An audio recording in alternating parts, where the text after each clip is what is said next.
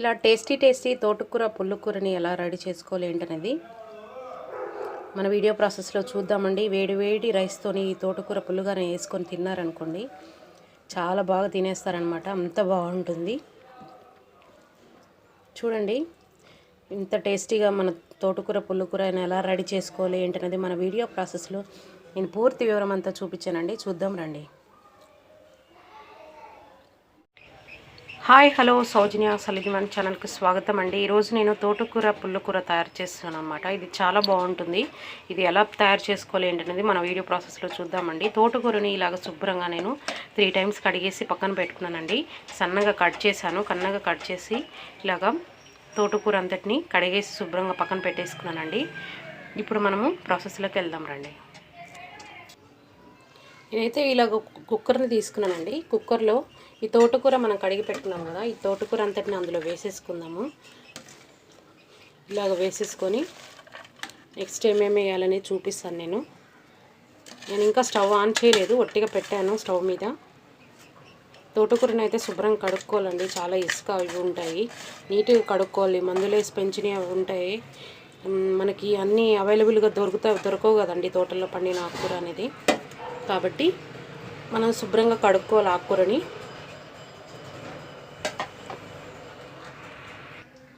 ఇప్పుడైతే మనకి సరిపడా సాల్ట్ వేసుకుందాము. ఆకుకూరకు తక్కువే పడుతుంది సాల్ట్. నేనైతే 1 స్పూన్ వేసాను. అలాగే నెక్స్ట్ పసుపు వేసుకుందాము.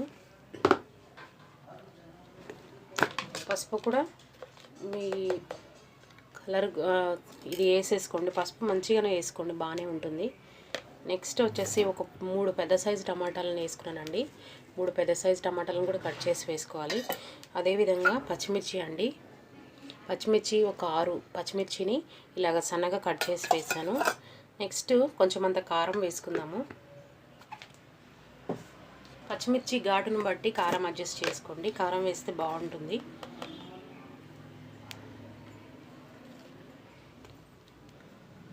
నేనైతే ఒక 1 స్పూన్ ఇస్తానండి. ఇప్పుడు మనము స్టవ్ వెలిగించుకుందాము. ఇప్పుడు మూత పెట్టేస్తున్నానండి నేను. తర్వాత నేను విజిల్ పెట్టుకుంటాను. కొంచెం అది ఆకు మగ్గాక ఒక్క మంట తగిలాక నేను మూత పెట్టుకుంటాను. ఇప్పుడు ఒక్క మంట తగిలిందండి. మనకి కొంచెం అని వాటర్ వేసుకోవాలి. కొంచెమే వేసుకోవాలి వాటర్. ఒక చిన్న టీ గ్లాస్ కూడా అవసరం లేదు, 1/2 టీ గ్లాస్ అనమాట.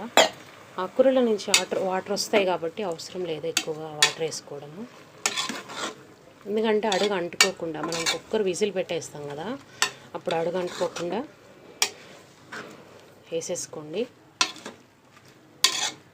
ఒకసారి కలిపేసి ఇంకా మీకు వాటర్ ఏమైనా పడతాయేమో చూసేసుకొని, ఎందుకంటే ఉడికే వరకు మనం రుబ్బుకోవడం కోసం కుక్కర్లో పెట్టుకున్నామండి. మీ దగ్గర రౌండ్ గిన్నె కానీ ఉంటే రుబ్బుకోవడానికి కుండ అలాంటిది ఉంటుంది కదా, అలాంటిది ఉంటే నో ప్రాబ్లం, కుక్కర్లో పెట్టుకోవాల్సిన అవసరం ఏం లేదు. నేను కొంచెం వాటర్ పడతాయి వేస్తున్నాను. ఇప్పుడైతే విజిల్ పెట్టేస్తున్నాను అండి. నేను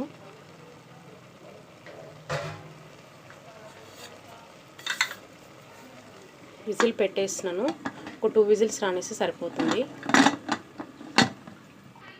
ఇప్పుడు అది కుక్కర్ విజిల్ వచ్చేలోగా మనం ఏంటంటే ఒక మసాలా ప్రిపేర్ చేసుకోవాలన్నమాట. దీంట్లోకి ఒక 5 పచ్చిమిర్చి, కొంచెం అంత ధనియాలు 1 స్పూను, ఆ క్వాంటిటీకి సరిపడనమాట. ఒక 5-6 మెంతులు, 1 స్పూన్ జీలకర్ర వేసేసి లైట్గా వేయించేసుకున్నాను. ఇప్పుడు కొంచెం సాల్ట్ వేస్తాను, అంటే మెదగడం కోసం సాల్ట్ వేసి మిక్సీ పట్టుకుంటాను. అది పక్కకు పెట్టేసుకుంటానండి. తాలింపు ప్రాసెస్లో ఎలా వేస్తాను ఏంటనేది చూపిస్తాను మీకు నేను. ఇప్పుడు స్టవ్ కట్టేసానండి. కుక్కర్ విజిల్ తీస్తున్నాను. మన ఆకుకూర మంచిగా ఉడికిపోయి ఉంటుంది.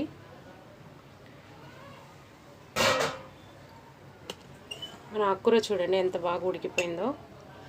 ఇప్పుడు మనము పప్పు గుత్తితోటి ఈ ఆకుకూరని బాగా రుబ్బుకోవాలండి. మంచిగా మెత్తగా రుబ్బుకోవాలన్నమాట.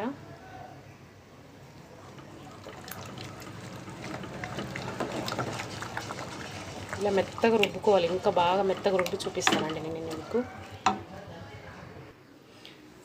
ఆకుకూరని అయితే ఈ విధంగా మెత్తగా రుబ్బుకోవాలండి. కాడలన్నీ ఇలాగా మనం బ్రష్ చేసుకుంటూ రుబ్బుకుంటే ఏమవుతుందంటే మంచిగా ఇదవుతుంది. ఇలాగ ఒత్తుకుంటూ రుద్దుకోవాలండి. చాలా మెత్తగా రుద్దుకోవాలి. చాలా టేస్టీగా ఉంటుందండి ఇది కర్రీ అయితే. ఇది ఎక్కువ మా అత్తమ్మ చేస్తూ ఉండేదండి. చాలా బాగా చేస్తుందండి తను. చాలా టేస్టీగా తయారు చేసేది. ముందే నాకు ఆకుకూర అంటే చాలా ఇష్టము. తను చేస్తే ఇంకా చాలా ఇష్టంగా తినేదానండి నేను. ఆమె దగ్గర నుంచే నేర్చుకున్నాను నేను ఇది వంట.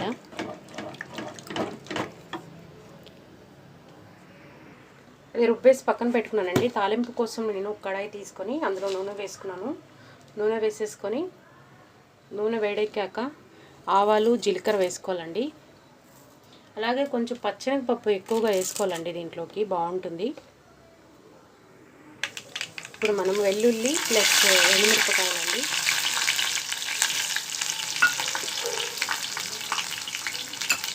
అలాగే కరివేపాకు,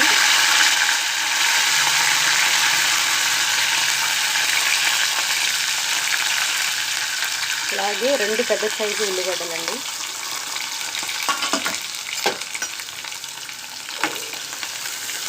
మంచి వాసన వస్తుందండి వెల్లుల్లి వేయంగానే.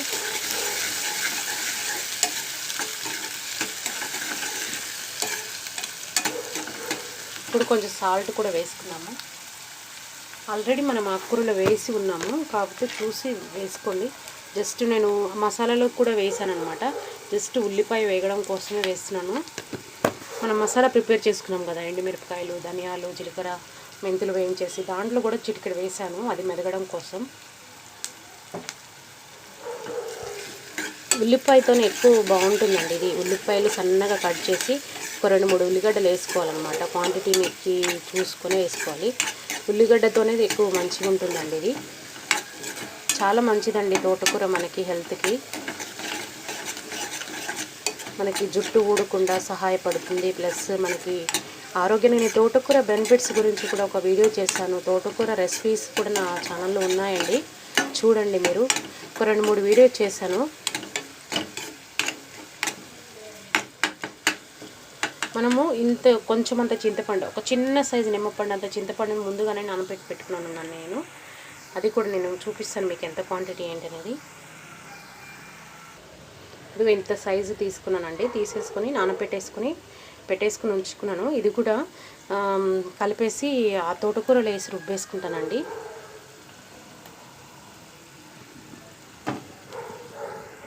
ఇప్పుడు ఉల్లిపాయ వేగిపోయిందండి. జస్ట్ చిటికెడు వచ్చేసి అల్లం పేస్ట్ అండి. ఇది ఆప్షనల్, వేసుకోవాలనుకుంటే వేసుకోవచ్చు. దీనికి బదులు మనం అల్లాన్ని సన్నగా కట్ చేసి కూడా వేసుకోవచ్చు అనమాట. నాకు అవి పలుకులుగా తలుగుతూ ఉండడం ఇష్టం లేదు, అందుకోసమని నేను ఇలా పేస్ట్ వేసుకున్నాను అనమాట. ఆల్రెడీ వెల్లిపాయ వేసాము, నో ప్రాబ్లం వేయకపోయినా కూడా. ఇప్పుడు మనం పట్టు పెట్టుకున్నాం కదా, మసాలా కూడా వేసేసుకుందామండి. మన ఉల్లిపాయ చూడండి బాగా ఎర్రడాలుగా అయిపోయింది కదా. ఇంకొక మంట తగిలితే వెల్లిపాయ ఇదైపోతుంది. ఉల్లిపాయ ముందుగా పట్టు పెట్టుకున్నాం కదా మసాలా, అది కూడా వేసేసుకున్నాము. ఇప్పుడు మనము వేయించుకున్నదే కాబట్టి ఇదేమీ వేగాల్సిన అవసరం ఏమి లేదు. ఇప్పుడు మనం ముందుగా రుబ్బి పెట్టుకున్న ఆకుకూరను కూడా ఇందులోనే వేసేసుకున్నామండి.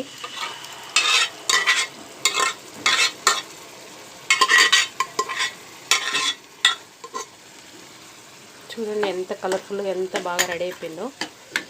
మీకు ఇప్పుడు ఈ మూమెంట్లో సాల్ట్ ఏమైనా తక్కువ ఉంటే వేసుకోండి. కారం అయితే అన్నీ సరిపోతాయి, ఎందుకంటే ఎండుమిరపకాయలు అన్నీ ఉన్నాయి కదా మనకి, అన్నీ సరిపోతుంది. ఓన్లీ సాల్ట్ మాత్రం అడ్జస్ట్ చేసుకోండి. ఇప్పుడు సాల్ట్ చెక్ చేసుకుంటానండి నేను.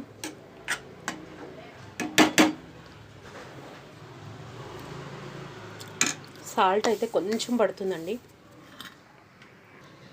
సాల్ట్ వేసేసానండి, బాగా కలిపేస్తున్నాను. జస్ట్ ఒక్క మంట అట్లా తగలనిస్తే సరిపోతుంది. ఒకసారి ప్రాపర్గా కలిపేసాను. కలిపేసి మంట తగలనిస్తే ఒక్క మంట, చాలా టేస్టీగా ఉంటుందండి. తప్పక ట్రై చేయండి మీరు. మూత తీద్దామండి. చూడండి ఎంత బాగా రెడీ అయిపోయిందో మన తోటకూర. వేడి వేడి అన్నంతో కానీ సర్వ్ చేసుకుని తిన్నారనుకోండి, చాలా బాగుంటుంది. పుల్లగా కారంగా చాలా టేస్టీగా ఉంటుందండి. మన తోటకూర పుల్లకూర రెడీ అయిపోయింది. ఇప్పుడు మీకు అన్నం కూడా కొంచెం వేడిగా వేసుకున్నానండి. చూపిస్తాను మీకు నేను.